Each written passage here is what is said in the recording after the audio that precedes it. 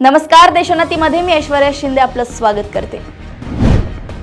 प्रधानमंत्री पोषण शक्ती योजनेअंतर्गत विद्यार्थ्यांना पोषण आहार दिला जातो। या योजनेअंतर्गत जिल्ह्यातील शाळांनी जानेवारी-फेब्रुवारी महिन्यासाठी तांदळाची मागणी केली आहे।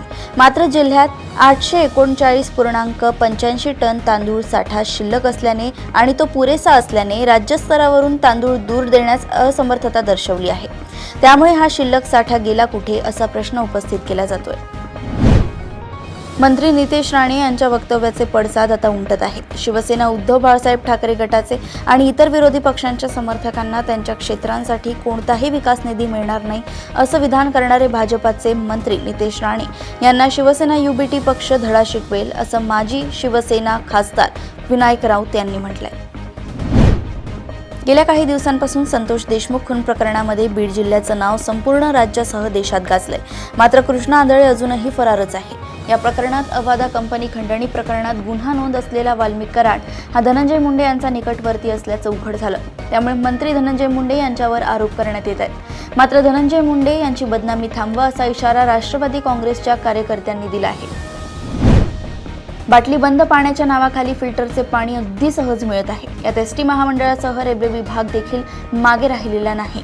महाराष्ट्र राज्य एसटी महामंडळ आणि रेल्वे विभागाने देखील प्रवाशांकरिता नाथजलच्या आणि रेल नीर नावाने बाटली बंद पाणी सेवा सुरू केली आहे। पाणी विक्रीचे टेंडर दिलेल्या पाणी विक्रेत्यांकडून प्रवाशांना 15 रुपयाची पाण्याची बॉटल 20 रुपये अशा चढ्या दराने विक्री करण्यात येत आहे। काँग्रेसचे ज्येष्ठ नेते विजय वडेट्टीवार यांनी जगद्गुरू नरेंद्राचार्य महाराज यांचा एकेरी उल्लेख करत आक्षेपार्ह वक्तव्य केलं होतं। दरम्यान या अपमानास्पद वक्तव्यावरून विविध स्तरांतून तीव्र प्रतिक्रिया उमटत आहेत। या पार्श्वभूमीवर मुंबई, पुणे, नागपूरसह राज्यातील अनेक भागात आता तीव्र पडसाद उमटत असून नरेंद्र महाराजांच्या अनुयायांनी आणि भक्तांनी रस्त्यावर उतरत आंदोलनाचा पवित्रा घेतलाय। राज्याचे उपमुख्यमंत्री एकनाथ शिंदे हे काल दिल्ली दौऱ्यावर होते। एकनाथ शिंदे हे नाराज असल्याची जोरदार चर्चा रंगली असताना अमित शहा यांची भेट शिंदेंनी घेतली आहे। आता दिल्लीवरून थेट प्रयागराजला शिंदे जाणार आहेत। विशेष म्हणजे यावेळी त्यांच्यासोबत खासदार आणि आमदार देखील असतील। यावेळी शिंदे हे महाकुंभामध्ये पवित्र स्नान करतील। राज्य परिवहन विभागाच्या वतीने सर्व वाहनांवर उच्च सुरक्षा नोंदणी क्रमांक प्लेट बसवण्याचे निर्देश दिले आहेत। 1 एप्रिल 2019 पूर्वी खरेदी केलेल्या वाहनांवर या नंबर प्लेट नाहीत।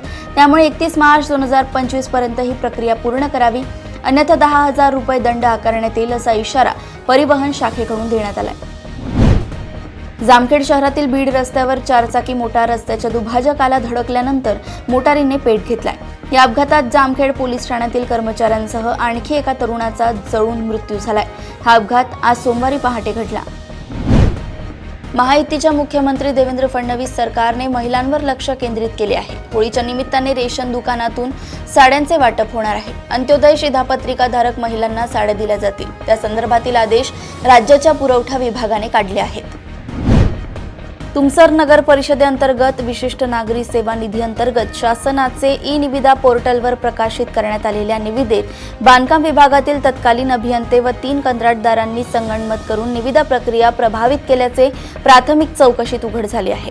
त्यामुळे संबंधितांना कारणे दाखवा नोटीस बजावण्यात आली आहे। USAIDच्या फंडिंगवरून अमेरिका ते दिल्लीपर्यंत वाद सुरू आहे। या वादादरम्यान अर्थ मंत्रालयाने एक रिपोर्ट जारी केलाय।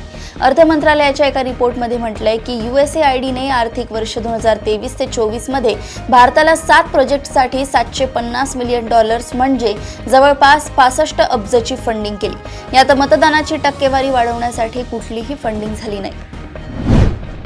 हिंदुस्थानचे आराध्य दैवत असलेल्या छत्रपती शिवाजी महाराजांच्या 12 गड आणि किल्ल्यांना जतन केले जाण्याची मागणी नेहमीच केली जात असते। या संदर्भात महाराजांच्या 12 गड आणि किल्ल्यांना वर्ल्ड हेरिटेज कमिटीकडून जागतिक वारसा दर्जा मिळावा म्हणून राज्याचे सांस्कृतिक कार्यमंत्री ॲडव्होकेट आशिष शेलार यांच्या नेतृत्वाखाली महाराष्ट्र शासनाचे शिष्टमंडळ पॅरिसला दाखल झाले आहे। पंतप्रधान नरेंद्र मोदी यांनी रविवारी मन की बात कार्यक्रमात वाढत्या लठ्ठपणावर चिंता व्यक्त केली। लठ्ठपणाच्या विरुद्ध जागरूकता निर्माण करण्यासाठी पीएम मोदी यांनी जम्मू काश्मीरचे मुख्यमंत्री ओमर अब्दुल्ला, महिंद्रा ग्रुपचे अध्यक्ष आनंद महिंद्रा, गायिका श्रेया घोषाल, नेमबाज मनु भाकर सहित अनेकांना नॉमिनेट केले आहे। दिल्लीतील आपच्या पराभवासंदर्भात जनसुरजचे संस्थापक तथा निवडणूक रणनीतिकार म्हणून ओळख असलेले प्रशांत किशोर यांनी मोठे भाष्य केले। आपचा हा पराभव 3 चुकांमुळे झाला. यात तर एक चूक खुद्द अरविंद केजरीवाल यांची आहे असेही प्रशांत किशोर यांनी म्हटलंय. एका आईने आपल्या लहान लेकरांची निर्दयीपणे हत्या केल्याची संतापजनक घटना घडली आहे. पतीसोबत झालेल्या भांडणाचा राग डोक्यात ठेवून तिने ही हत्या केल्याचे समोर आले. या घटनेने परिसरात हळहळ व्यक्त होत आहे. माणुसकीला काळीमा फासेल अशी ही घटना बिहारमधील समस्तीपूरमधून समोर आली आहे. एका निवृत्त शिक्षकाची कुऱ्हाडीने वार करून हत्या करण्यात आल्याची धक्कादायक घटना उत्तर प्रदेशमधील जालौनमध्ये घडली आहे. हादरवणारी गोष्ट म्हणजे ही हत्या शाळेच्याच माजी मुख्याध्यापकांनी केली आहे. या घटनेनंतर परिसरात भीतीचे वातावरण पसरले. उत्तर प्रदेशातील जालौन येथे रामपुरा पोलीस ठाण्याअंतर्गत येणाऱ्या सिलुआ जागीर गावात ही घटना घडली आहे. अयोध्येत रुग्णालयात वेळेत पोहोचू न शकल्याने भाजप नेत्याचा दुर्दैवी मृत्यू झालाय. भाजप नेत्याला रुग्णालयात नेत असताना अनेक बॅरिकेड्समुळे बराच उशीर झाला. त्यामुळे वेळेवर उपचार न मिळाल्याने भाजप नेत्याचा मृत्यू झालाय. या घटनेनंतर भाजप नेत्यांनी दुःख व्यक्त केलंय. मद्रासमध्ये काही दिवसांपूर्वी एका अनुसूचित जाती समुदायाला मंदिर उत्सवाच्या आमंत्रणातून वगळल्याची घटना समोर आली. यावरून आरोप प्रत्यारोप सुरू झाले. त्यांनी या कार्यक्रमासाठी कोणतेही पैसे दिले नव्हते म्हणून नाव वगळण्याचे बोललं जाते. दरम्यान या प्रकरणी मद्रास उच्च न्यायालयात सुनावणी झाली. यामध्ये भविष्यात संबंधित मंदिरातील निमंत्रणामागे कोणत्याही जातीचे नाव नमूद करू नये असे आदेश न्यायालयाने अधिकाऱ्यांना दिले. तेलंगणातील Srisailam left bank canal बोगद्याच्या दुर्घटनेनंतर अजूनही बचाव कार्य सुरू आहे. बचाव पथक आतमध्ये अडकलेल्या लोकांना बाहेर काढण्याचा प्रयत्न करत आहे. तेलंगणाचे मंत्री जुपल्ली कृष्णराव यांनी श्रीशैलम लेफ्ट बँक कॅनॉल बोगद्यात 2 दिवसांपूर्वी बांधकामाधीन विभाग अर्धवट कोसळल्यानंतर अडकलेल्या 8 लोकांच्या वाचण्याची शक्यता आता खूपच कमी आहे. मात्र त्यांच्यापर्यंत पोहोचण्यासाठी सर्वतोपरी प्रयत्न केले जात आहेत.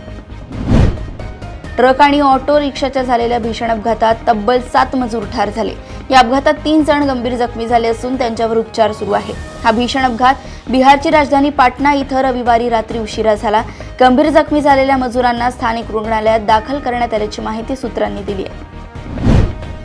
ग्वादर बंदर पाकिस्तानच्या बलुचिस्तान प्रांतातील ग्वादर शहराच्या जवळ असून अरबी समुद्राकाठी वसलेले असून पाकिस्तानने ग्वादर आंतरराष्ट्रीय विमानतळाचे मोठ्या थाटात उद्घाटन केले होते. पाकिस्तानचा सर्वात नवा आणि महागडा हा विमानतळ आता एक रहस्य बनलाय. येथे कोणतेही विमान नाही आणि कोणताही प्रवासी नाही. चीनच्या मदतीने या विमानतळाच्या निर्मितीसाठी 24 कोटी अमेरिकन डॉलर्स खर्च झाले होते. आता हे विमानतळ सर्वसामान्य जनतेसाठी कधी उघडणार हे कळण्यापलीकडे असल्याचं म्हटलं जातंय. पाकिस्तानच्या राजकारणातील गोंधळ कधी कमी होत नाही. पाकिस्तानच्या राजकारणात पाकिस्तानी सैन्याचा असलेला हस्तक्षेप नेहमीच चर्चेचा विषय ठरलाय. आता इम्रान खान यांचा पक्ष पाकिस्तान तेहरीक-ए-इन्साफ त्यांची विरोधी आघाडी मजबूत करत आहे. त्यांना JUIF प्रमुख मौलाना फजलूर रहमान यांचाही पाठिंबा मिळतोय.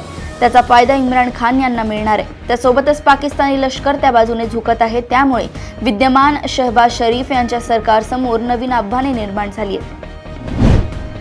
जागतिक पातळीवरील पुराणमतवादी लोकांकडे पाहण्याचे डाव्या विचारसरणी पालन करणाऱ्यांचे धोरण दुटप्पी असल्याची टीका इटलीच्या पंतप्रधान जॉर्जिया मेलोनी यांनी रविवारी केली.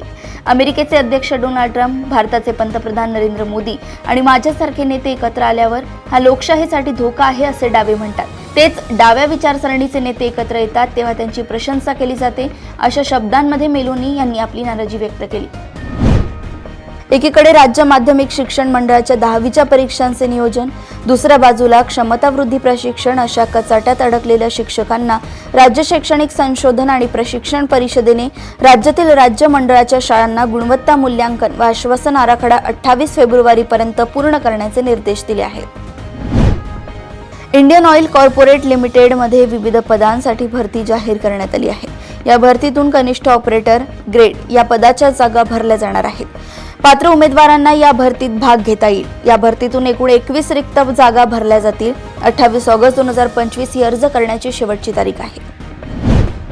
बँक ऑफ बडोदाने मॅनेजर आणि इतर पदांसाठी अर्ज मागवले आहेत. पात्र उमेदवार बँक ऑफ बडोदाच्या अधिकृत वेबसाईट bankofbaroda.in द्वारे ऑनलाईन अर्ज करू शकतात. या भरती मोहिमेत संस्थेतील 518 पदे भरली जातील. नोंदणी प्रक्रिया 19 फेब्रुवारी रोजी सुरू होईल आणि 11 मार्च 2025 रोजी बंद होईल. काल पाकिस्तान हरल्यानंतर पाकचा कर्णधार मोहम्मद रिजवानचा चेहरा पाण्यासारखा झाला होता. सामन्यानंतर त्याने एका वाक्यात प्रतिक्रिया दिली. त्यातून त्याची वेदना, दुःख आणि असह्यता दिसून येत होती. सर्व काही संपलं. आता आमच्या संघासाठी काही राहिलं नाही. आमच्या संघाचं अभियान एक प्रकारे संपुष्टात आलंय असं मोहम्मद रिजवानने म्हटलंय. चॅम्पियन्स ट्रॉफीचा 6वा सामना 24 फेब्रुवारी रोजी रावळपिंडी क्रिकेट स्टेडियमवर बांगलादेश आणि न्यूझीलंड क्रिकेट संघात खेळला जात आहे. ग्रुप अ मध्ये असलेल्या दोन्ही संघांसाठी हा सामना खूप महत्त्वाचा मानला जातोय. तर न्यूझीलंडनं हा सामना जिंकला तर त्यांचं सेमीफायनलमधील स्थान पूर्णपणे निश्चित होईल आणि भारतीय संघही उपांत्य फेरीसाठी पात्र ठरेल.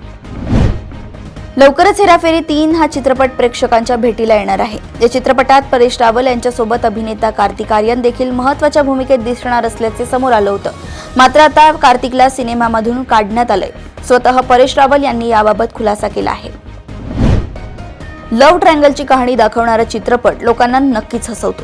मात्र चित्रपटाचे यश त्याच्या बॉक्स ऑफिस कलेक्शनवरून ठरवलं जातं. मेरे हजबंड की बीवीच्या बाबतीत पण तेच झालंय. निर्मात्यांनी चित्रपटाच्या कमाईचे आकडे शेअर केले आहेत. त्यानुसार चित्रपटाने पहिल्या दिवशी 1.75 कोटी आणि दुसऱ्या दिवशी 2.5 कोटी रुपयांची कमाई केली आहे. या चित्रपटाने भारतात 2 दिवसात 3.80 कोटी रुपयांचा टप्पा ओलांडलाय. अशाच अपडेट सोबत पुन्हा भेटूया. तुम्ही बघत राहा देशोन्नती. नमस्कार.